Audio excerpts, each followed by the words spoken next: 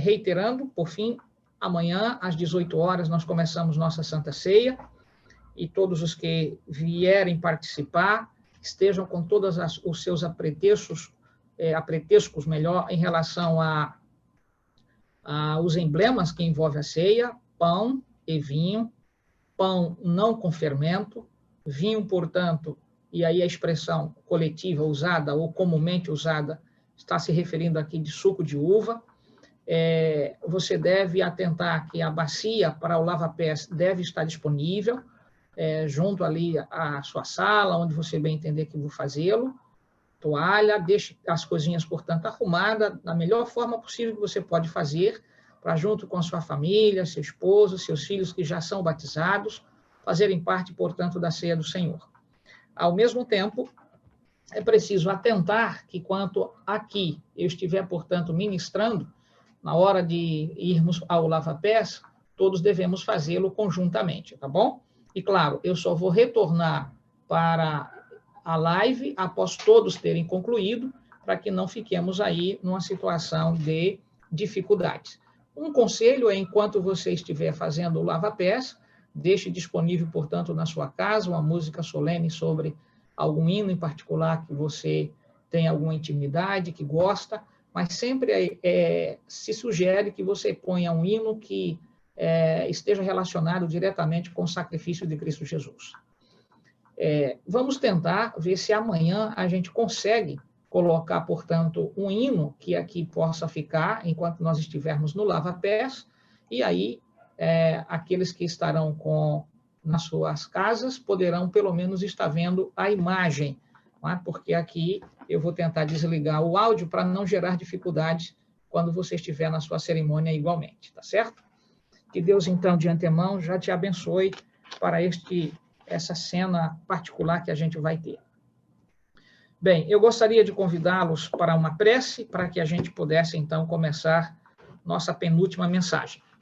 Senhor, nosso Deus e amado Pai, gratidão é o que vem à nossa mente nesse instante, pelo privilégio de podermos participar da comunhão e das verdades que compungem sempre o nosso coração quando nos voltamos a estudar temas tão solenes como este que estamos desenvolvendo ao longo desta semana.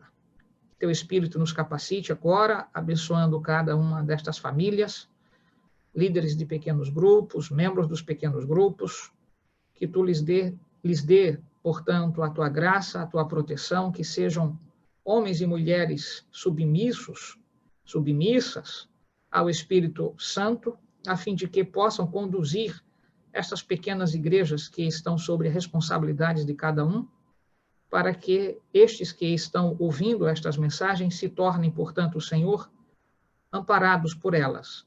Eu te suplico e te agradeço no santo nome de Jesus. Amém. Abram a Bíblia, por fim, no texto do livro de Gênesis, no capítulo 3. Deixem a Bíblia aberta aí. Bem, ao longo desses 3 primeiros dias, nós vimos, então, uma espécie de crescendo, né? Crescendo, ou seja, mensagens que nós começamos numa perspectiva dos céus, todo o drama que ali, então, se desenvolveu a partir do momento que Lúcifer desafiou o governo de Deus, com seus, então, argumentos desrespeitosos à autoridade de Jesus, o seu convencimento de que ele poderia fazer um governo melhor do que o que Jesus tinha externado para os anjos. Você viu que este, eu diria, episódio em particular providenciou a sua própria queda, a queda de Lúcifer, que passou, então, a ser nominado não mais como anjo portador de luz, ou a própria expressão em si, não é? Portador de luz, que é a expressão Lúcifer. Essa expressão é de origem latina, ela não é de origem grega, então é Lucifere, a expressão, na verdade, em latim. E aí se aportuguesou, né? Colocando, portanto, aí como Lúcifer. Mas é preciso atentar que essa expressão também você não encontra na Bíblia, ou seja, você vai encontrar, na verdade, uma expressão que designa este lado, mas não a própria palavra, você não vai encontrá-la na Bíblia. O fato da palavra Lúcifer não ser encontrada na Bíblia não significa necessariamente que este ser não exista, mesmo porque você já viu todo o drama que aqui nós vemos estudando ao longo desses primeiros 3 dias. Ao mesmo tempo, é preciso também dizer-lhes que depois desta expulsão, que foi o tema que nós exatamente estudamos, demonstrando que a batalha que houve no céu não foi de natureza ideológica, ela foi, portanto, argumentativa e, por fim, chegou-se às vias de fato, ou chegaram-se, né, melhor, às vias de fato, e é preciso que você também atente para um outro detalhe, que houve 2 expulsões, uma em relação ao momento que Lúcifer não podia mais ter lugar no céu, depois, então, do grande embate de força física, força contra força, essa é a expressão que Ellen White usa lá, então, no livro História da Redenção, e, ao mesmo tempo, a gente também viu este contexto em Apocalipse, capítulo 12, a partir ali do verso 7, nós chegamos ao verso 9, demonstrando que houve essa primeira expulsão, e no verso 10 está registrado, sim, que há uma segunda expulsão, porque ali essa expulsão está atrelada ao evento da cruz, quando Jesus, portanto, encerra toda e qualquer oportunidade que Satanás tivesse para continuar acusando os filhos de Deus diante dos concílios celestiais. E nós vimos, igualmente, que Jó noticia, lá, registra parte exatamente deste episódio, Jó capítulo 1, verso 6. Eu não fiz menção do texto, mas é preciso lembrar que há muitos textos que convergem nessa direção. O próprio capítulo 2, versículos 1 e 2, vão também nessa direção. E Jó, capítulo 38, igualmente, talvez um dos textos que nós vamos utilizar, se houver tempo, hoje à noite. Você deve sempre lembrar que, às vezes, quando nós estamos expondo determinado conteúdo que merece um pouco mais de exposição argumentativa para que se dilua o que está sendo dito, às vezes você, então, usa 2 ou 3 textos, mas não significa necessariamente que esses sejam os únicos textos que estão sendo aqui apresentados como que dentro de uma perspectiva limitada. Não é essa a questão. Às vezes eu seleciono alguns textos porque há uma gama de textos para isto, mas a gente não tem tempo de estar passando aqui 6 meses estudando o mesmo tema. Eu, quando vi o livro, eu diria, Textos Seletos do Apocalipse, há um capítulo em particular lá que eu falo especificamente sobre a expulsão de Lúcifer.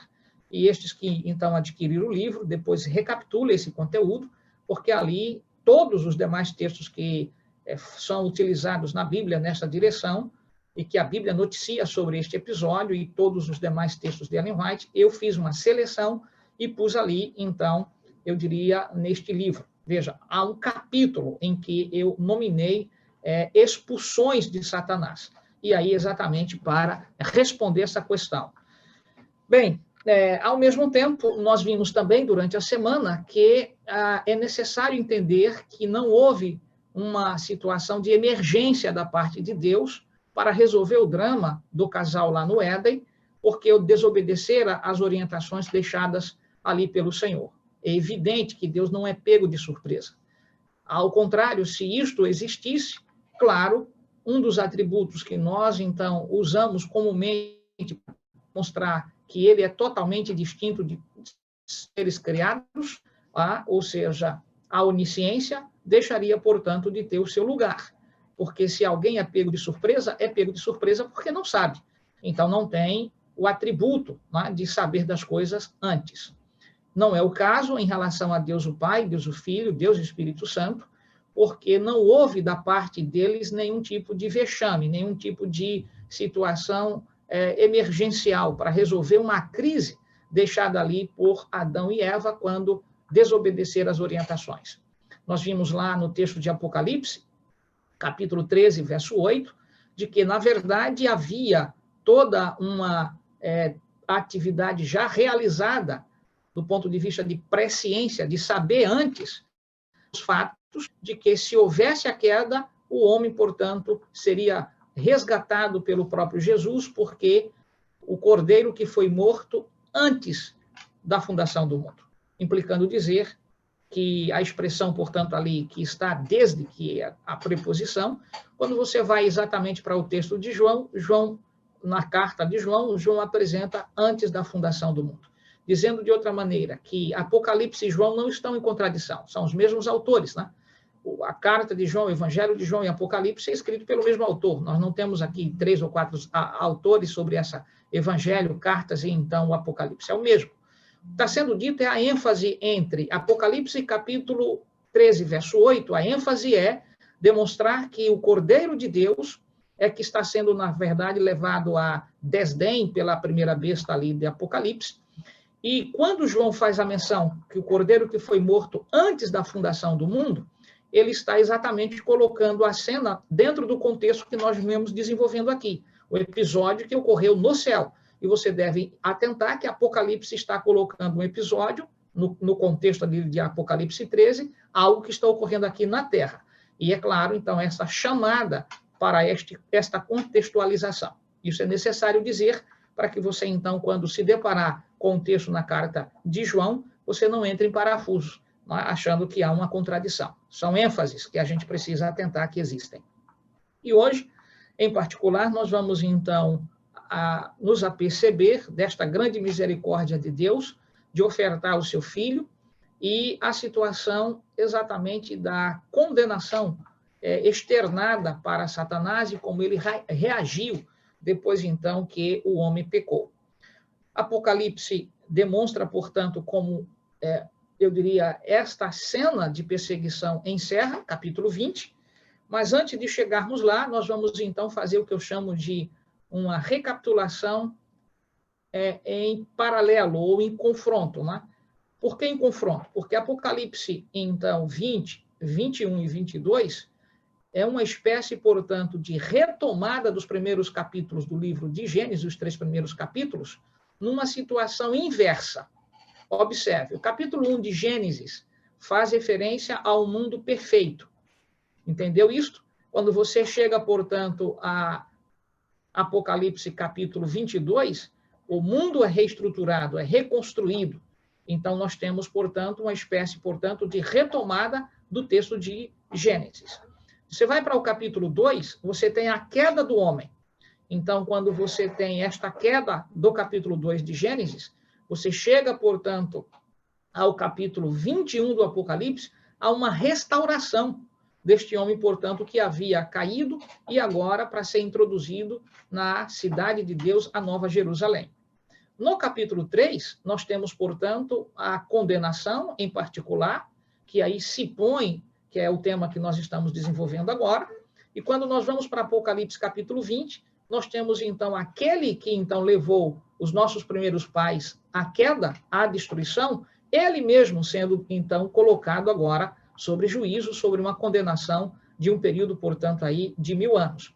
Então, isto você precisa atentar que nós temos, portanto, em Gênesis, uma recapitulação no Apocalipse, nos 3 últimos capítulos, capítulo 20, 21 e 22, uma retomada do que aqui já foi expresso, capítulo 1, capítulo 2 e capítulo 3 do Gênesis. Esta síntese em paralelo e em confronto. Por que em paralelo? Porque os temas são retomados. Por que em confronto? Porque está na ordem inversa. Observe.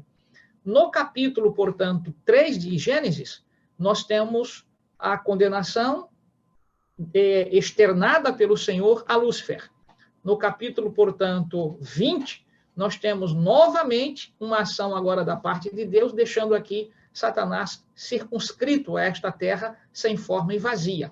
E aí, na ordem inversa, você vê em capítulo 21, capítulo 2 do Gênesis, capítulo 1 do Gênesis, capítulo 22 do Apocalipse.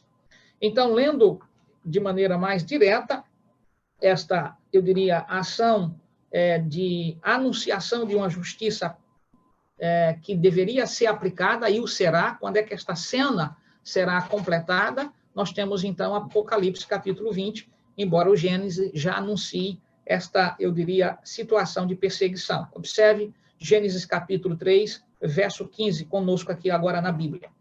Porém, inimizade entre ti e a mulher. Veja que o pronome aqui, ti, está retomando a quem? A, então, personagem aqui que serviu de médium para que Satanás, ao utilizando deste, eu diria, engodo, desta falsa revelação de fala, que estava ali usando a serpente, aqui era posta, portanto, no capítulo 3, verso 15, Então, o pronome ti aqui faz uma referência à serpente. E a mulher. E a expressão aqui, mulher, veja, não está a referir-se especificamente à erva, somente, a toda uma espécie, portanto, de situação aqui escatológica, dizendo de outra maneira, a palavra mulher, que ela representa também, no contexto histórico, profético, aquilo que representaria a própria Maria, representaria também a própria igreja. Porque a inimizade atrelada, portanto, da serpente também foi em relação a Maria, no sentido, portanto, de tentar, de alguma forma, destruir o, então, recém-nascido, com o decreto, você se lembra lá, estabelecido por Herodes o Grande, conforme se registra no capítulo, então, lá do Evangelho, capítulo 2 do Evangelho de Mateus. Então, mulher aqui tem esta dimensão. Não houve apenas uma perseguição direta a Eva, que também aqui se inclui, há uma perseguição também no contexto histórico ao povo de Deus, que aqui é tomado nesse aspecto como mulher, não um ser do gênero, portanto, feminino, mas atrelado à situação de que a igreja de Deus, dentro de todo o contexto do Antigo Testamento e do Novo Testamento, é tipificado nesta, eu diria, figura feminina aqui. E entre a tua descendência, veja, a descendência de quem? A descendência da serpente. Isso a gente precisa atentar. O diabo também produz, o diabo também se reproduz, deixando claro que ele iria, então, construir de alguma forma todo um sistema paralelo que, de alguma maneira, levaria as pessoas a se enganarem do ponto de vista de que pareciam que estavam adorando ao Senhor e, na verdade, estariam adorando a Satanás. Porque aqui diz que, então, ele teria uma descendência. Essa descendência tem a ver com a semente, então, da serpente e, ao mesmo tempo, aqui, e o seu descendente. O descendente, portanto, agora, da mulher. Semente da serpente, semente da mulher. A expressão semente aqui tem a ver exatamente com essa situação de origem, né? E é claro, a expressão em grego designa exatamente aquilo que a gente usa como procriação, o poder de procriação para o ser humano, outorgado pelo Senhor. Então, agora veja, este te ferirá a cabeça. Quem está atrelado na expressão este aqui? Cristo Jesus, que está aqui tipificado exatamente numa guerra direta contra Satanás, e ele, então, feriria a cabeça da serpente. Essa forma, então, aqui, o que a gente chama de uma linguagem bastante simbólica, ela está atrelando-se à situação de que a guerra chegaria um dia ao fim. E quando Cristo, portanto, por fim, feriu a cabeça da serpente, veja, ainda não é a sua erradicação. Ferida da cabeça da serpente se dá quando Cristo na cruz morre. E ali, em particular, todo, então, o acesso de Satanás para, de alguma maneira, destruir o plano de Deus, havia encerrado.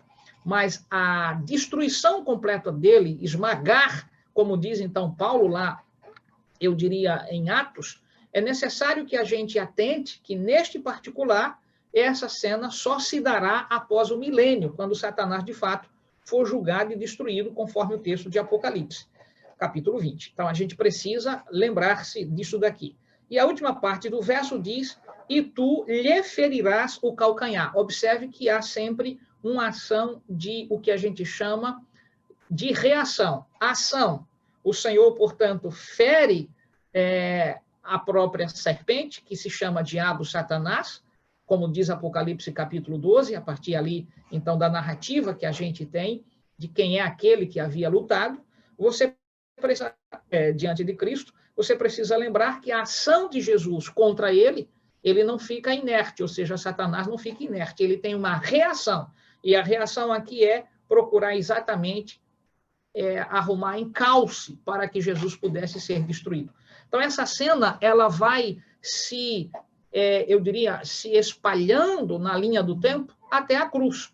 Então, é ali onde cessa, de fato, toda a chance que Satanás ainda tinha de continuar, de uma maneira importunando os anjos e as reuniões que o Senhor fazia e continua fazendo nos conselhos celestiais. Ele não tem mais este acesso, porque da cruz para frente ele ficou circunscrito a esta terra. Então, a gente precisa lembrar disso. Então, fazendo a leitura agora final, mais uma vez, porém, inimizade entre ti e a mulher, entre a tua descendência e o seu descendente, este te ferirá a cabeça e tu lhe ferirás o calcanhar. Então, eu tenho um sermão que eu intitulei exatamente A Semente da Serpente e a Semente da Mulher. Você já deve ter ouvido a minha pregação nesse sentido, e você deve, e acho que esse sermão está gravado aí no canal da Igreja do Aeroporto. Então, você deve depois recapitular para rever estas questões aí que eu abordo especificamente sobre o que é essa semente da mulher, que é a semente do dragão. Então, aqui está o que a gente chama de um proto-evangelho. Um proto-evangelho significa um evangelho, portanto, primeiro. De outra maneira, se a gente pudesse se perguntar aonde estaria o evangelho, portanto, no livro de Gênesis, capítulo 3, versículo 15, porque aqui nós temos, então, toda a história da redenção num verso. Não é? Guerras que, então, aqui nós poderíamos atribuir em relação ao que foi feito de Satanás contra Jesus, e, ao mesmo tempo, entender que esta guerra não se limitou a aspectos do céu, a aspectos melhor do céu, porque você se lembra que Apocalipse, capítulo 17, nós temos, então, ali uma guerra que se trava. Né? E no capítulo 17, todo o engenho, mais uma vez, que Satanás lança contra o povo de Deus. Quando você vai, e eu quero chamar a atenção para cá, veja qual é a guerra que ele trava por fim. Tá? Apocalipse capítulo 12, eu quero esse primeiro texto, depois nós vamos ao capítulo 17. Veja o capítulo 12, verso especificamente 17. Irou-se o dragão contra a mulher. Veja que mulher aqui não pode mais representar Eva, não pode mais representar Maria, não pode mais representar a igreja no Antigo Testamento ou na ordem, né? Eva, a igreja no Antigo Testamento, no contexto do Antigo Testamento, a igreja, portanto, no contexto do Novo Testamento, não pode mais representar Maria, porque esta guerra agora, veja como ela se trava, contra a mulher e foi pelejar com os restantes de sua descendência. Vê que a palavra, portanto, descendência, ela retoma Gênesis, você está vendo o eco em Apocalipse, o teu descendente, a tua descendência. Então, aqui, em outras palavras, esta igreja que aqui, então, gerou a verdade, alicerçada nas mensagens de Cristo Jesus, na continuidade dessas mensagens apresentadas pelos apóstolos, quando você vem, portanto, aqui ao verso 17, a última parte, a característica destes descendentes, que somos nós que descendemos desta verdade solene, tem, então, dois elementos identificadores destes que somos os observadores das mensagens desta mulher. Observe, guarda os mandamentos de Deus e tem o testemunho de Jesus. Então, isto caracteriza a você e a mim como personagens que estamos nesta batalha. Você deve lembrar que a ira de Satanás não é mais agora contra Jesus. Ele não consegue mais fazer mais nada. Ele tentou fazê-lo até a cruz. Quando Cristo, portanto, ali diz, está consumado, Satanás entrou em pavorosa. Então, o que fazer daí para frente? Seu engenho, seu engodo era exatamente levar todos os ouvintes, após, então, a morte de Jesus, a criarem factoides, eu diria, falsos anúncios de que ele não havia ressuscitado, que havia sido roubado o seu corpo, que aquilo tudo que os apóstolos estavam, portanto, pregando era mentira, e vai ser que todo engenho pôde utilizar, mais uma vez, ele lança a mão, usando o próprio poder romano, o próprio poder, eu diria, do Sinédrio, para se tornar uma força corrente impeditiva para que a mensagem pudesse continuar. Então, a história da redenção, ela não encerra na cruz. Você deve lembrar que a cruz encerra, portanto, um drama em particular. Nossa vitória está garantida do ponto de vista se aceitarmos os méritos de Cristo Jesus. É este o sentido que eu estou dizendo que, eu diria, o drama de perseguição não encerra na cruz. Ela encerra do ponto de vista sobre a pessoa de Jesus, mas sobre todos os que aceitam a Cristo Jesus, entram diretamente numa nova guerra. E esta guerra é em razão de guardarmos os mandamentos e termos o testemunho de Cristo Jesus. Então, não é fácil ser adventista do sétimo dia, porque o diabo bem sabe que a única semente capaz de poder levar essa terra a uma transformação sou eu e você, que observamos as verdades do Evangelho, que cumprimos com o que Jesus está estabelecendo em sua palavra, e diante disto, o que o mundo faz? Tapa os ouvidos. Mas isto está sendo feito de maneira volitiva? Não. Satanás tem todo o seu engenho, toda a sua influência. Então, como ele faz? Vamos fazer aqui, eu diria, uma espécie de confronto. Quando Mateus capítulo 4, quando Lucas capítulo 4 registram aquele momento, portanto, da tentação que Jesus passara especificamente com a presença de Lúcifer ali no deserto, você deve lembrar que ele ofertou para Cristo coisas deste mundo. E ele disse, de acordo com o que Lucas registra no capítulo 4, versos 5 e 6, de que todas as coisas que têm glória neste mundo, isso tem a ver com glamour, com posições, com status. Isso tem a ver, portanto, com poder. Poder do ponto de vista que se limita exclusivamente ao poder financeiro, ao poder de influência. Tudo isso Satanás disse, eu te darei. Então vamos agora atentar. Qual é a guerra que a igreja trava como esta igreja que conhece essa verdade? É adentrar numa luta que parece ser, de alguma forma, desumana. E, ao mesmo tempo, é uma guerra sem quartel, porque ele não cessa de tentar impedir que a voz de alguém que conhece a Cristo Jesus leve esse evangelho avante. Você entende o porquê de muitas pessoas fecharem a porta? Você entende o porquê de você ter tanta vontade de ver pessoas serem transformadas pelo poder de Jesus e o diabo, portanto, as mantém em seus muitos afazeres? Na fama, no poder, na posição, nos sonhos que muitas pessoas se põem de que se tiver uma boa grana e viajar, isso é mais importante do que ir a uma igreja assistir uma mensagem, porque todo este engenho está tipificado, registrado em Mateus capítulo 4 e em Lucas capítulo 4, porque isso foi ofertado a Cristo.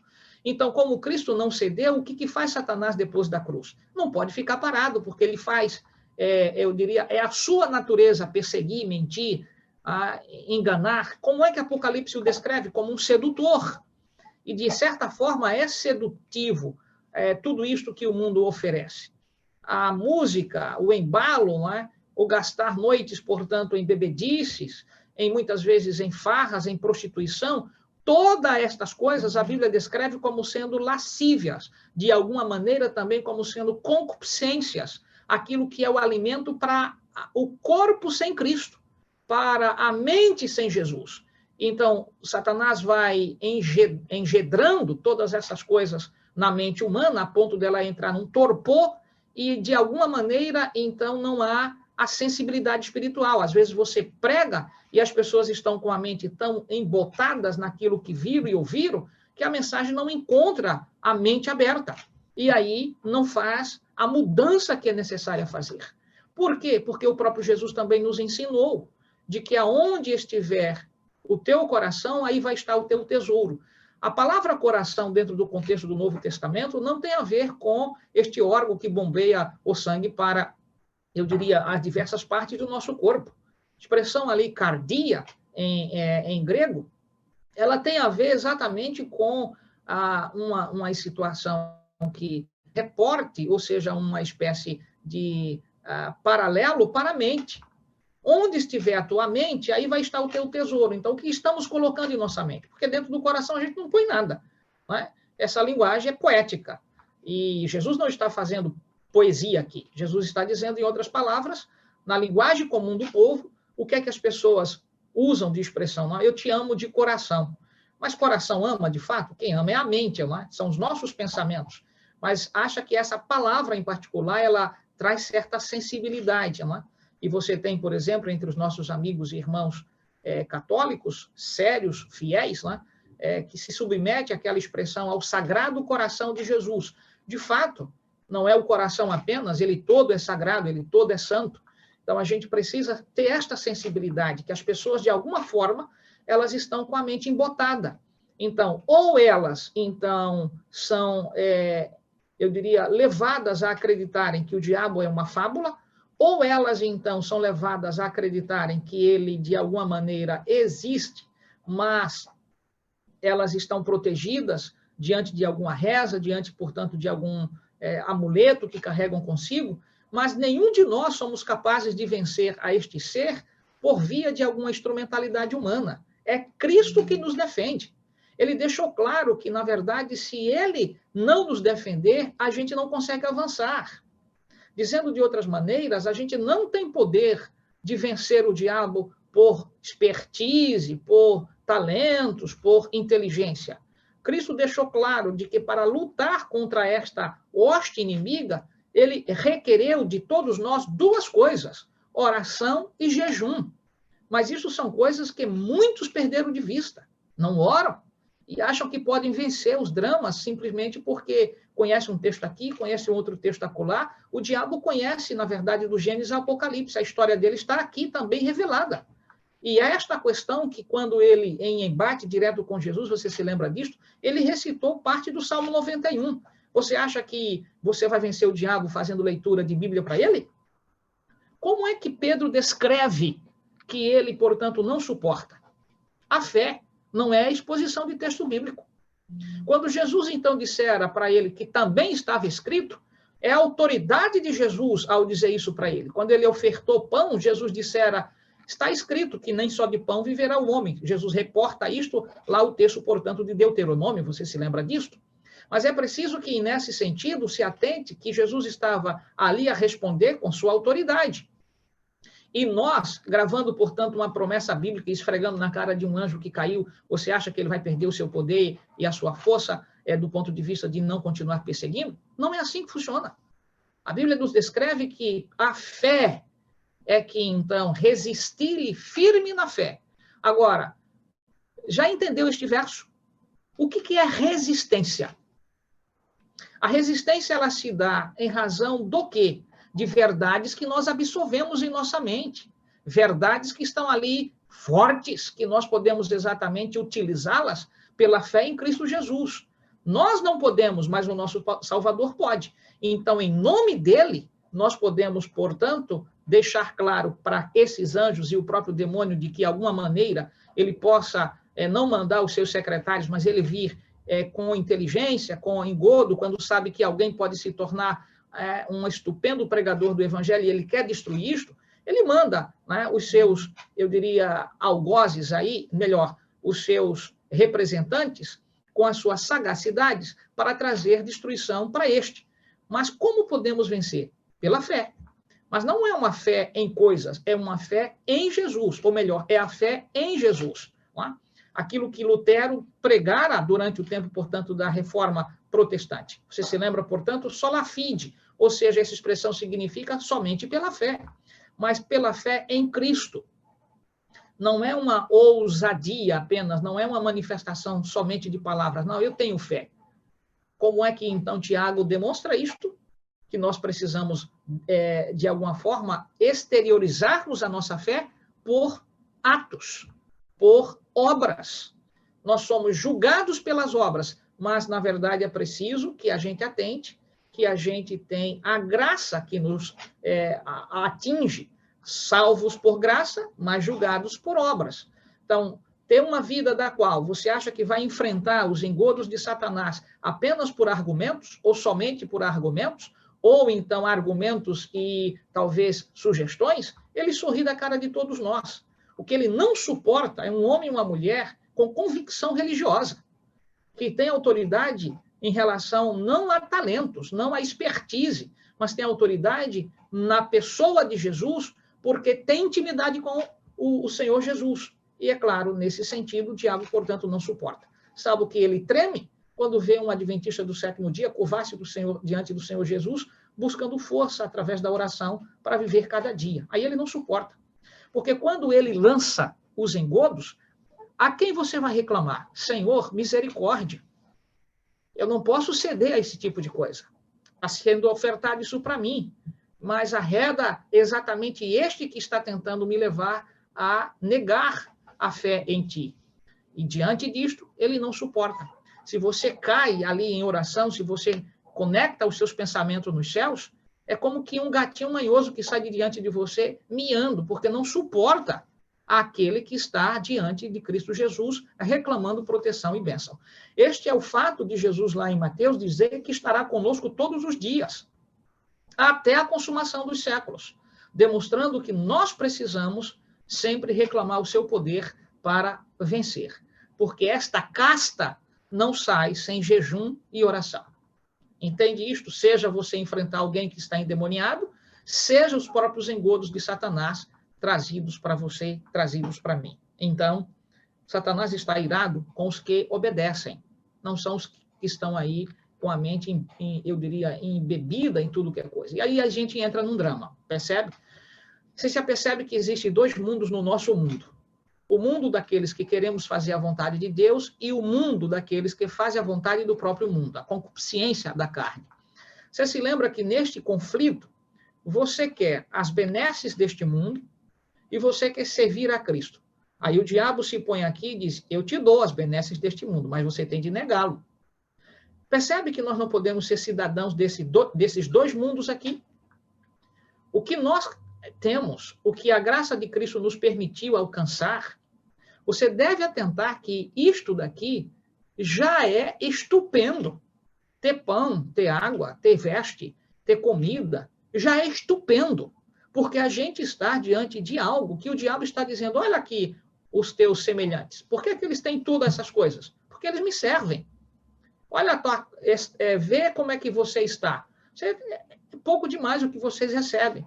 Um salário mínimo para poder exatamente viver aí numa situação sempre de comprar uma coisa e passar, às vezes, 8, 9 meses para poder comprar outra. Mas veja os que me servem, como é que ocorre. Tem tudo, abastadamente. Não lhes falta nada, porque este reino é meu e eu dou a quem eu quiser.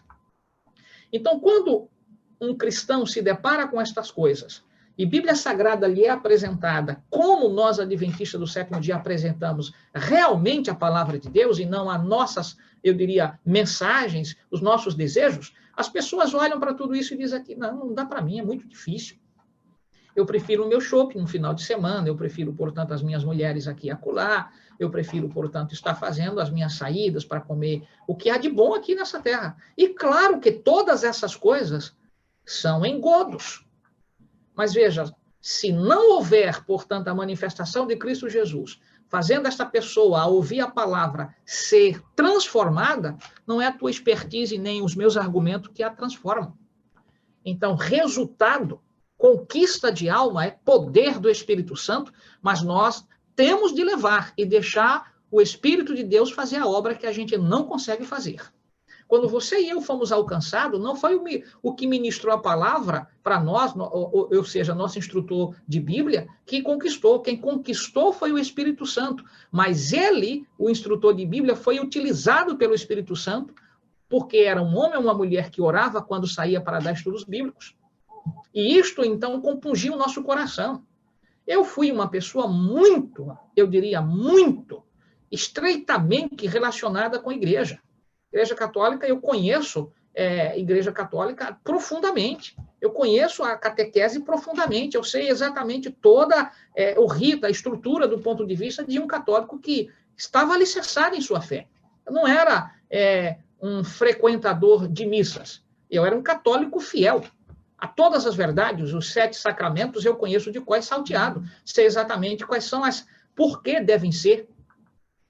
Então, eu tenho esta intimidade do ponto de vista de a mesma força que eu punha quando católico na igreja a que meus pais, meus avós, bisavós participavam, a mesma força quando o evangelho me foi apresentado, eu tento viver dentro da minha feliz igreja adventista do sétimo dia.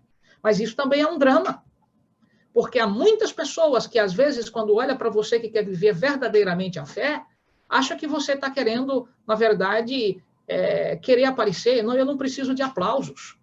Eu preciso que a igreja, de alguma forma, torne-se feliz em servir a Jesus. Importa servir a Jesus.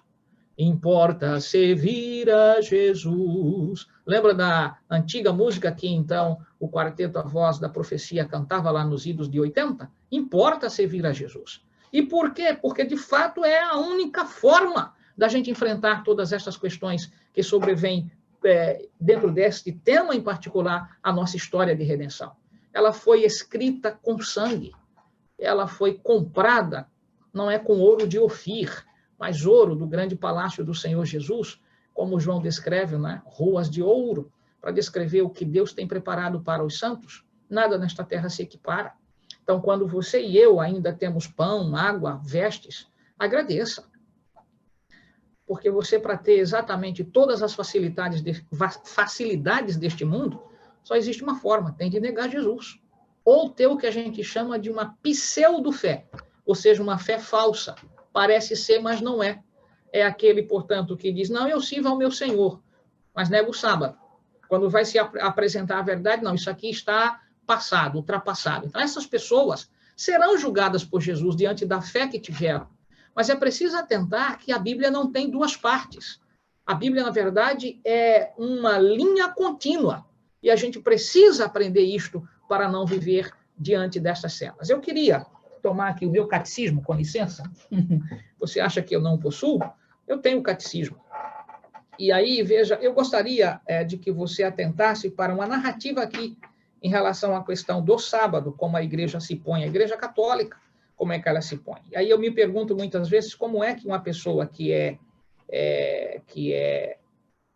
assembleana, que é, eu diria, neopentecostal, como é que uma pessoa dessa não compreende que a mudança foi estruturada exatamente pela Igreja Católica Apostólica Romana? Eu vou ler aqui no Catecismo e depois eu lerei num texto que eu tenho aqui da Enciclopédia Católica, algo que você precisa escutar, tá bom? Diz assim, isso aqui é o verbete, então, 405 do catolicismo, né? Ou seja, o catolicismo da Igreja, e aí exatamente da Igreja Católica, né? Catecismo da Igreja Católica. Na página, então, 405, diz assim, contudo, a transmissão do pecado original é um mistério que não somos capazes de compreender plenamente. Sabemos, porém, pela revelação, que Adão havia recebido a santidade e a justiça originais, não exclusivamente para si, mas para toda a natureza humana. Ao ceder ao tentador, observe, Adão e Eva cometem um pecado pessoal, mas observa como a igreja então explica. Mas este pecado afeta a natureza humana, que vão transmitir em um estado decaído. Ora, nós não somos responsáveis pelo pecado de Adão. A história da redenção na Bíblia não conta dessa maneira. Há um pecado original. A expressão original aqui significa start, início, começo, ou seja, arque, um pecado lá no princípio. Esse pecado lá no princípio, em relação a Adão e Eva, o pecado primeiro, do ponto de vista da natureza humana. Mas é preciso atentar que nós não somos responsáveis pelo que eles fizeram. Nós somos responsáveis por aquilo que nós estamos fazendo. O pecado, então, de Adão atinge a todos os seres humanos. Todos pecaram, diz exatamente Paulo lá no texto em Romanos, todos pecaram e carecem da graça de Deus. Mas nós temos de atentar que o pecado de Adão, ele terá de responder por ele, e aquele pecado que nós, então, temos como degenerescência da espécie, porque somos pecadores, porque fomos gerados por um pecador, tem de entender que sobre este pecado, que é o pecado, portanto, da natureza humana, nós nascemos como pecadores, este em particular, Jesus fez o que a gente chama, portanto, de vinculação dessa situação em perdão nele. Ele perdoa a essa situação. Mas os atos de pecado, cada um de nós temos de dar conta, somos responsáveis. Isso implica dizer que quando alguém nega a lei de Deus, porque então... não, porque Jesus ressuscitou, e porque ele ressuscitou, nós precisamos, então, agora continuar crendo nessa ressurreição, tomando isto como sendo o motivo, então, de guardar o domingo. Essa não é a postura bíblica, isso não é o ensino bíblico. Então, a história da redenção passa pelo sábado. E quando nós não entendemos isto, nós ficamos presos, portanto, a essas questões tão falaciosas, né, que encontramos na igreja, quando ela, então, assume sua própria posição neste sentido. Eu queria ver aqui o texto, mas, por alguma razão, Ok, está aqui. Deus é muito bom. Página 882 do, então, Catecismo da Igreja Católica. No, então, Catecismo é a página 253.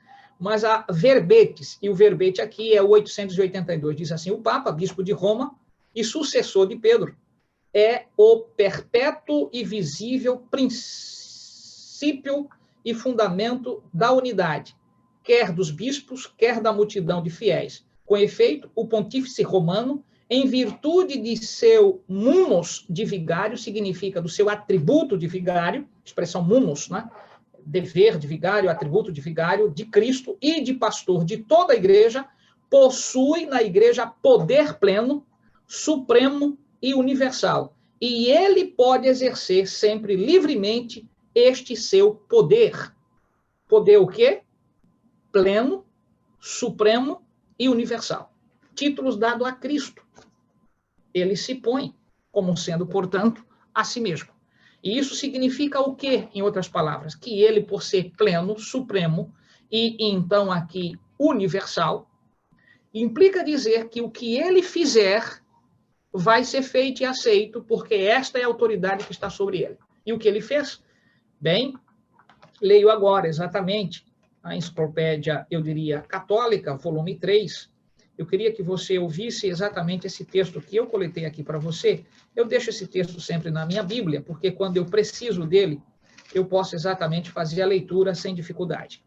Mas você não esqueça disto, por favor, tá? De que o Senhor não mudou a sua lei, mas há alguém que se submeteu a fazê-lo. E aí, Enciclopédia Católica, volume 3, página 139, diz assim: o Papa tem tão grande dignidade e é tão exaltado que não é um simples homem, senão como se fosse Deus, o vigário filho de Deus. Ele tem uma dignidade tão grande e suprema que, falando em propriedade, está acima de qualquer autoridade. O Papa é chamado de Santíssimo porque ele é o único vigário representante de Cristo, fonte de plenitude de toda a santidade. Seu poder não se refere apenas às coisas celestiais, terrenas e debaixo da terra. Ele é Rei dos reis e Senhor dos senhores. Ele é maior que os anjos. Ele forma um com Cristo no mesmo tribunal. Você entendeu? Então, este engodo, semente exatamente da serpente, que introjetado na cabeça de uma pessoa, que submetido, portanto, a todas essas coisas, você acha que ela vai decidir pelo Evangelho sem a influência benfazeja do Espírito Santo? Com expertise, com talentos, com inteligência? Não, não é assim que funciona. Então, a história da redenção é uma história profundíssima que o mundo não conhece. Então, quando nós a contamos com convicção, com verdades, com a Bíblia Sagrada, não criando mentiras, histórias, e aí com de fato, né, histórias, mas criando de fato aquilo, ou revelando, ou transferindo, ou dizendo aquilo que a própria Bíblia nos diz, claro que o Espírito de Deus nos usa e essas pessoas são transformadas. Você acha que foi fácil para mim deixar a Igreja Católica? Deus teve de intervir dia e noite na minha mente. Eu tinha sonhos sobre a volta de Jesus, e esta obra foi sendo realizada paulatinamente, até o dia, portanto, que eu não tive mais nenhuma dúvida de que o Senhor estava revelando a sua verdade em sua palavra. E em 20 de setembro de 1986, eu desci as águas batismais. Então, você precisa lembrar que há milhares de seres humanos na mesma situação, do ponto de vista de que a mente está embotada, porque a semente de Satanás, ela frutifica. E você acha que é fácil para alguém que está há 10, 20, 30, 50 anos vivendo essa verdade que o catolicismo vem enganando, inclusive os nossos irmãos de outras denominações, de que o sábado não é, portanto, o sábado do Senhor, é o domingo, é exatamente guardar domingos e dias santos? Você acha que isso é fácil? Não é fácil para decidir. Então, como nós podemos resolver esse problema? Por inteligência, não. Oração, jejum e ensino. Oração, jejum e ensino. A Igreja Adventista do Sétimo Dia, ela foi chamada para ser exatamente esta pregoeira. Nós somos adventistas porque estamos a anunciar a volta de Jesus a esta terra. Mas eu te pergunto nesta noite, a história da redenção, que você a conhece, ela tem sido notícia na vida de outras pessoas? Você tem falado do amor de Jesus? Você tem falado da transformação que ele fez em sua vida? Você tem falado de que Cristo Jesus quer salvar, quer trazer exatamente para essas pessoas o reino, que não é este desta terra? E aí, quando as pessoas se libertam disto, amigo, a vida se torna diferente. A gente passa, de fato, a querer ver a mesma força, disposição, alegria que a gente tem vivendo o evangelho, os nossos semelhantes. Você entende por que a gente termina sendo chato? Porque assim como o viciado em futebol, o viciado em cachaça, o viciado em sexo, é disso que ele sabe falar, nós que fomos transformados pelo poder de Deus, nós só sabemos falar de Jesus. Porque isso está introjetado, isso exala nos nossos poros, eu diria, suor da graça. Isto, então, faz com que a igreja seja viva. Mas uma igreja que fica, portanto, durante a semana não conta nada sobre Cristo. Chega no sábado em casa cansado das atividades, vai deitar. No outro dia de manhã vem para a igreja, às vezes sem a própria limpeza, sem a própria higiene do corpo.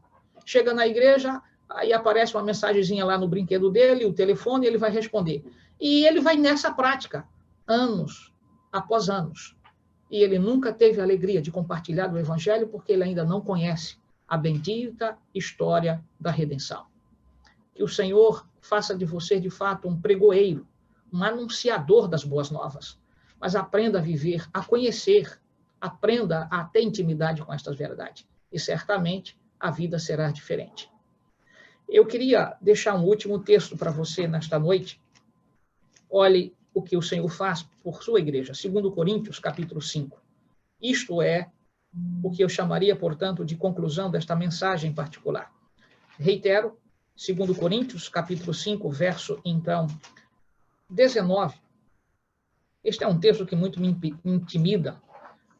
Paulo diz assim, a saber que Deus estava em Cristo reconciliando consigo o mundo, não imputando aos homens as suas transgressões, e nos confiou a palavra da reconciliação. Às vezes as pessoas interpretam este texto totalmente diferente daquilo dentro deste tema História da Redenção. Não cabe. O que está sendo aqui narrado para você e para mim é que quem reconcilia este mundo que estava perdido, desestruturado, sem condições nenhuma de um dia ser resgatado, é Cristo. Então, o elo entre a terra e o céu é a cruz. Não é você, não sou eu, é a cruz de Jesus. Este é o elo, essa é a ponte que então faz, eu diria, a passagem para todos nós. Daqui dessa terra para o céu, só chegaremos lá por Cristo Jesus. Não é por meio de mediação de santos, é por Cristo Jesus. E nesse sentido, quando aqui Paulo diz que ele, Deus, estava em Cristo, você entende isto? Todos os céus. Esta expressão que você vai ver daqui a pouco, umas lâminas que eu preparei aqui. Todos os céus se uniram para vir orientar a raça humana. Todos os céus. Você não está nesta terra sem auxílio. Você deve lembrar que o drama é real, que a batalha existe, que o diabo continua com os seus engodos, com a sua luta. Ele só não entra numa luta física conosco porque seria a situação, portanto, de irracionalidade. Porque como é que você acha que você vai lutar com alguém que lutou com o próprio Jesus? Fisicamente. E não prevaleceu. Mas veja que ele não permitiu Gabriel passar no pedido que Daniel estava fazendo. Quem teve de vir ao auxílio do próprio anjo? Gabriel, Cristo Jesus. Você entende com quem você está lutando? Amigo, se você entendesse isto, você teria uma vida mais íntima com os céus. E eu espero em Deus que esta semana transforme de fato você. De ser alguém mais íntimo dos céus, de ter mais comunhão, de ter mais disposição de falar do Evangelho, de contar às pessoas da bendita esperança desta reconciliação em Cristo. O mundo está sobre as rédeas de Satanás. Mas se Jesus entrar na vida de uma pessoa, ele se reconcilia e rompe todo o contato com Lúcifer. Aí o mundo passa a perder cores. Você entende por que Enoque não tinha mais espaço aqui? E nós, que temos mais intimidade com os céus, que vamos neste crescendo, o mundo começa também a perder a graça. Eu sei o que é isto, eu que me envolvia em música lá nos idos, portanto, de 80, 90, com o break do Michael Jackson, eu sei o que é isto. Eu sei o que é essas coisas perderem brilho, cores, mas na medida em que o Espírito de Deus foi transformando a minha vida. Então, como que era a minha vida antes? Eu não podia ouvir uma lata velha batendo, que o meu corpo já estava mexendo. Mas como isso se transforma? Pelo poder do Evangelho. O Evangelho, como Paulo diz, é poder de Deus. Mas este poder tem eficácia sobre pessoas. A Bíblia em si, fechada, como num livro, portanto, sem ter acesso, ela não tem nada ao que dizer. Mas a abra. Comece a estudar e você começa a ver que o mundo não é essas Coca-Colas. Aliás, Coca-Cola não vale coisa nenhuma. Alguém botou um vídeo, e eu vi o vídeo, né? Não foi no grupo de vocês, foi no grupo que eu participo aqui de uns outros anciãos que tiveram aulas de teologia comigo, e alguém botou lá um vídeo, né, um farmacêutico pegando exatamente uma colher de sopa, botando apenas ali dentro da colher, Coca-Cola que ele abriu, e botou um aferidor exatamente de glicose ali. Então, o resultado saiu para 352, eu diria, de glicose. E aí você imagina alguém que fica o tempo todo nesse tipo de coisa, nesse tipo de prática, nesse tipo de uso. Como é que está esse corpo? Né? O que eu estou dizendo com isto é que a reconciliação que o Espírito de Deus faz em nós, todas essas coisas vão perdendo graça. Entende? Às vezes as pessoas não conseguem mudar porque não conseguiram ainda estudar a Bíblia. Quando a gente estuda a Bíblia em oração, o Senhor vai nos abrindo a mente e a gente vai mudando. A mudança não é uma questão abrupta, é um processo. É um crescendo.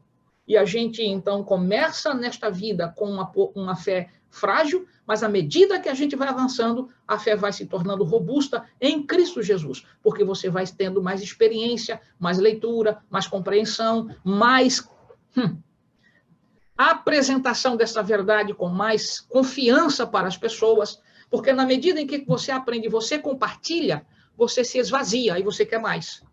Você entende? Às vezes você vai dar um estudo bíblico e você se apercebe que o texto que você tinha para levar, ele não está na sua mente, porque você simplesmente gravou alguns textos, você não estudou os textos. E aí o evangelho tem poder quando a gente estuda, quando a gente leva com convicção. Aí as pessoas começam a querer ter este sabor que a gente tem, porque elas começam a se aperceber do perfume que exala de nós o perfume de Cristo Jesus. Isso tem uma ênfase tão forte. Então, eu gostaria que você se apercebesse disto, que aqui a reconciliação não é entre ser humano, é reconciliação com Deus.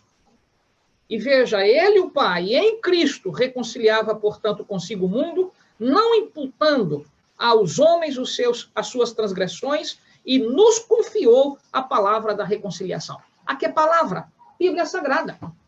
Não é a palavra, o parlar, do ponto de vista aqui, eu diria, de latim. Não é isto. Eu estou dizendo para você que aqui a palavra está dizendo o que faz a reconciliação entre um irmão e outro, não são os conselhos que a gente dá. A palavra de Deus que ali cai na mente, e eles, então, mesmo depois de terem brigado uma coisa ou outra, se querem os céus, hão de se reconciliar, porque a palavra une. O Senhor não veio dividir a sua igreja, ele veio uni-la na sua palavra. Então, seja norte ou sul, a verdade é a mesma como a adventista do sétimo dia. Os nossos irmãos estadunidenses, norte-americanos, né, você deve lembrar que o sábado pode começar para eles lá mais cedo, mas é o mesmo sábado. Dizendo de outras palavras, terão de guardar de um pôr do sol a outro pôr do sol. Não tem essa liberdade de que lá vai correr de bicicleta para isso aqui. O sábado é o mesmo, porque é a unidade da fé em Cristo Jesus. Mas alguns acham, não, eu vou para uma igreja adventista mais light, não é? Sem açúcar. Expressão aqui que eu queria usar e veio à mente. Mais light, aquela que tudo pode. Não é igreja. Tem um nome. Mas a igreja, ela está alicerçada aqui, na palavra de Deus.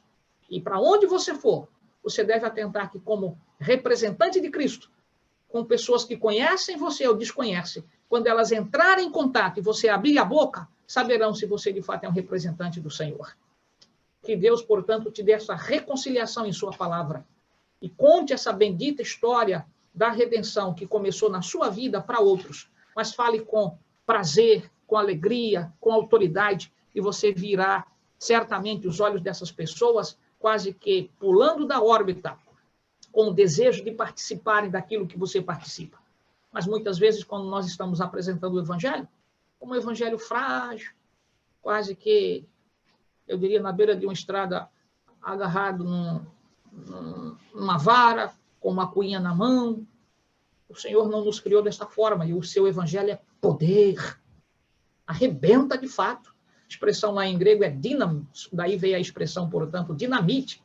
É arrebentação, mas arrebenta o pecado e transforma você numa nova criatura. Por isso que os céus para a gente já antegoza aqui, porque a gente está apenas esperando Jesus voltar, porque a convicção, com, eu diria, 100%, é que a gente vai estar lá.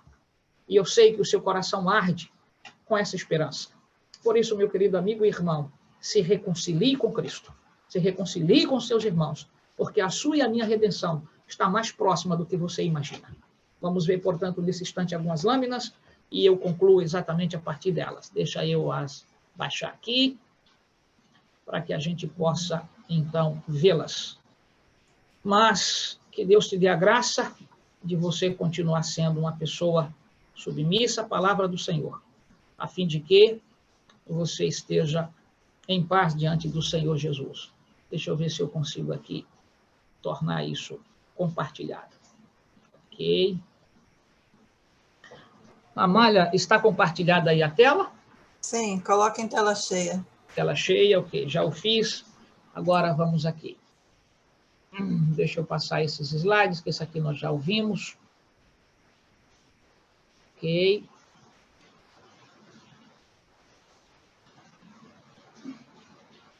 Vamos aqui. O plano pelo qual poderia unicamente conseguir-se a salvação do homem, observe a frase, abrangia o quê? O céu todo.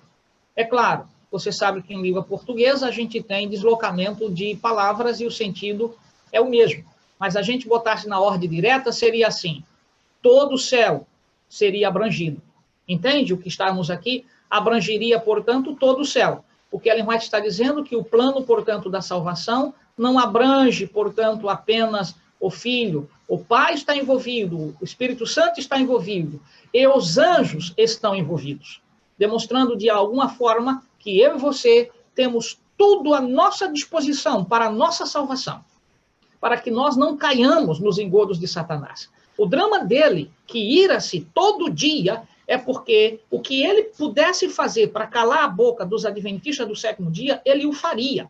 Mas o Senhor colocou, de acordo com Mateus capítulo 16, uma posição de proteção. Quando essa igreja sai para anunciar o evangelho, as portas do inferno não prevalecem contra ela. E Satanás não pode atravessar. Então, o que ele tenta fazer? Eu diria, apresentar a glória deste mundo, para que nós, então, fiquemos embebidos com tudo isto e desistamos do céu. E aí, ele canta a vitória. Porque o que é que existe hoje na mente humana? Os especialistas dessas áreas, psicólogos que trabalham exatamente com esse lado especial, que tem a ver, portanto, com a psique, o que é que existe especificamente na mente de muitas pessoas? Que a alegria dele é uma alegria atrelada à situação de materialização de coisas. E aí criou-se um termo, não é? As pessoas materialistas, que são aquelas que têm alegria, têm prazer, porque elas têm coisas. As coisas passam a faltar e elas começam a espraguejar. Então, este é o ambiente que Satanás criou. Mas nem só de pão vive o homem. As pessoas não entendem que essa expressão pão envolve a manutenção do ser humano. Só que pão aqui é uma expressão mais aberta, é uma expressão muito mais larga do que puramente comida. Então, é preciso que você atente para isso. Alegria, prazer, satisfação é pão também. Você entende isto? Pão também, porque nós não só vivemos, eu diria, de embates, nós precisamos sorrir, nós precisamos nos alegrar. Em alguns momentos, as lágrimas vêm, mas a gente precisa lembrar destas questões. Está chovendo um bocado aqui, não sei se vocês estão vendo aí o barulho, eu vou fechar um pouquinho aqui, me desculpem, mas vou fechar e talvez fique um pouco mais abafada a voz. Mas, de qualquer forma, a gente precisa lembrar disto. Então, os anjos não puderam regozijar-se ao desvendar-lhes Cristo o plano da redenção, pois viram que a salvação do homem deveria custar a indizível mágoa de seu amado comandante. Com pesar e admiração, escutaram suas palavras ao contar-lhes ele como deveriam descer da pureza, como deveria descer da pureza e paz do céu, de sua alegria, glória e vida imortal, e vir em contato com a degradação da terra para suportar suas tristezas, ignomínia e morte. Ele deveria ficar entre o pecador e a pena do pecado. Poucos, todavia, o receberiam como filho de Deus. Você entendeu isso daqui? Então, às vezes, a gente lança semente e lança com profusão, né? Mas a colheita é pouca, porque nós estamos lidando com um mundo que está materializado, um mundo que, de alguma maneira, vive o aqui e agora, o existencialismo. Para as pessoas, importa viver agora. Se agora tem, portanto, de ter duas mulheres consigo, numa relação, portanto, pré-marital ou numa relação de adultério, farão, porque para eles é mais importante o aqui e agora do que, então, manter a sua dignidade para um futuro que depende de confiança na palavra de Deus. E isto, Satanás criou um drama para que as pessoas, então, vivessem de maneira não expectante, mas de maneira, portanto, emergente, no aqui, no agora, no existencial. Então, é preciso que você atente para isto. Quando Satanás ouviu que existiria inimizade entre ele e a mulher, percebeu isto? Gênesis capítulo 3, verso 15. E entre sua semente e a semente dela, então veja que ele é producente, tá? Não tem nada em diferença daquilo que nós lemos no texto de Gênesis 3,15, viu que a sua obra de degenerar a natureza humana seria interrompida, que por algum meio o homem se habilitaria a resistir a seu poder. Qual é este meio? A narrativa é a palavra de Deus, este é o meio. Mas, portanto, o fim da palavra de Deus é Cristo Jesus, ou seja, o objetivo da palavra de Deus é revelar o amor de Deus. Então, quando Deus está revelado para nós, nós, então, por meio da sua graça, e rompemos com, então, poder diante das cenas de Satanás, deixando claro para ele que ele não tem acesso a nós. Não porque nós sejamos bons, mas porque a palavra imputa os méritos de Jesus sobre o que aceita a ele e Satanás não tem acesso. Você entendeu como que é a história da redenção?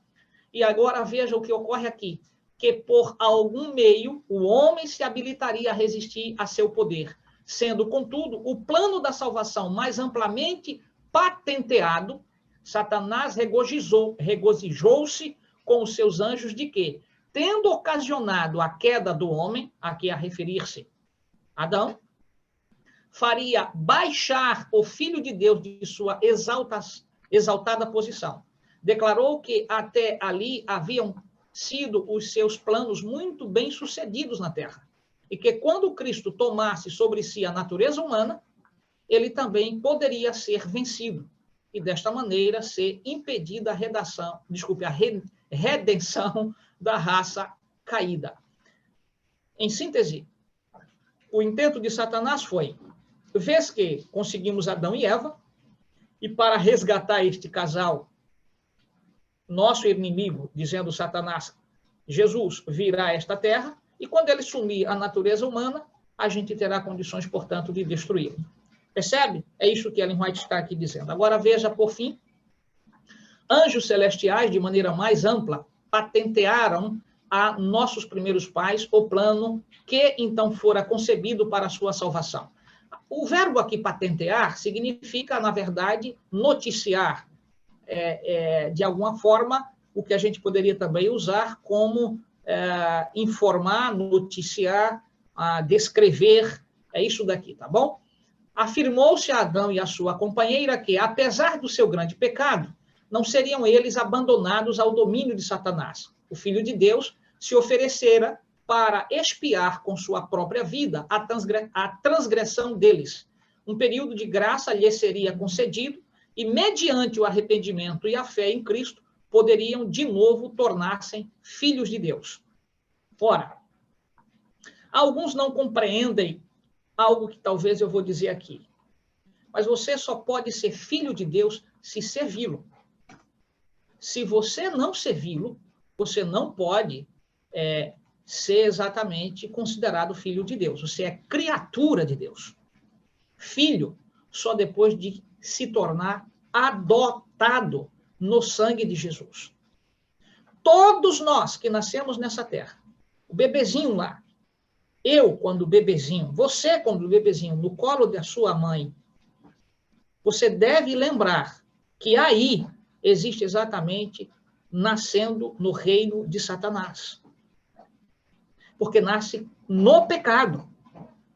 Então, quando é que se rompe com o pecado? Quando a história da redenção passa a ser recebida. Aí nós nos tornamos filhos de Deus. Adão só voltou a ser filho de Deus a partir do momento, então, que confessou os seus pecados e voltou num apelo desesperado para que, então, lhe desse uma chance. A chance foi dada para, então, continuar em firmeza diante de Jesus, mas, em razão da queda, ele perdeu privilégios. O Éden deixou de ser sua morada e ele teve de amargar, ao longo, então, de sua jornada, as perdas que ele viu dentro de sua própria família por aquilo que, então, veio com desobediência.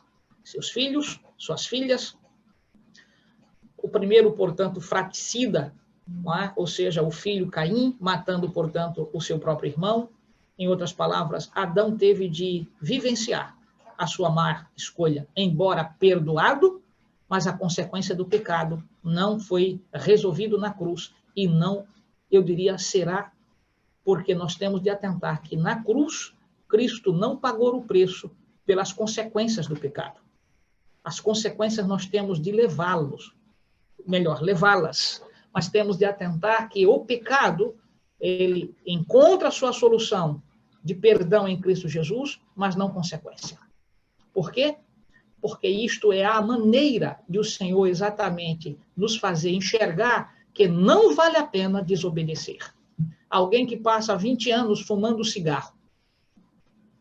Qual é a situação que uma pessoa dessa está sujeita? A adquirir qualquer tipo de câncer, resultado do tabagismo. Essa pessoa aceita Jesus como seu salvador pessoal, mas a consequência de uma vida irresponsável, ele vai suportar na carne, no corpo, na vida, porque não foi feito, eu diria, pagamento para isso na cruz. A gente tem de atentar que a história da redenção é esta, como a Bíblia nos conta. Que Deus te abençoe, meu irmão, a confiar num Deus que em Cristo Jesus estava reconciliando consigo o mundo, não imputando aos homens os seus pecados, mas lhe ofertando a palavra da reconciliação. Que Deus te abençoe, te dê graça de você manter-se fiel e seja realmente um porta-voz desta verdade aos seus amigos, aos seus parentes. Conte a história da cruz, porque ela é, de fato, a nossa única esperança. Que Deus te dê uma noite em paz e que amanhã juntos participemos em memória do sacrifício de Jesus, utilizando os emblemas da ceia. É o meu desejo para você e também o meu convite. Vamos orar. Senhor, nosso Deus, nosso Pai, gratidão pelo privilégio de podermos estudar a Tua palavra durante esses minutos. Que Tua graça continue sobre os Teus filhos, lhes dando a noite em paz e a convicção de que Tu és, de fato, o único que pode nos reconciliar diante de Deus, porque o Teu sacrifício foi perfeito. Obrigado pelo Teu amor e Tua graça. Obrigado, Senhor, pelo privilégio de sermos chamados filhos de Deus. Em o nome de Jesus. Amém. Bom sábado a todos.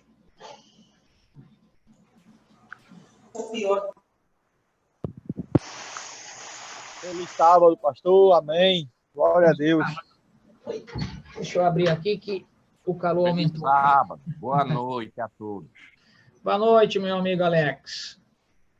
Boa noite, pastor. Deus abençoe. Boa noite. Feliz sábado, boa noite. Boa noite. Deus abençoe cada um de vocês. Boa noite. Amém. Boa noite a todos. Que Deus possa Amanhã, abençoar. seu Antônio, eu vou estar lá na Igreja do Pina, não é isso? Amém, pastor. Estou à sua espera lá, viu? Muito bem. E amanhã será a sua ordenação. Quer falar?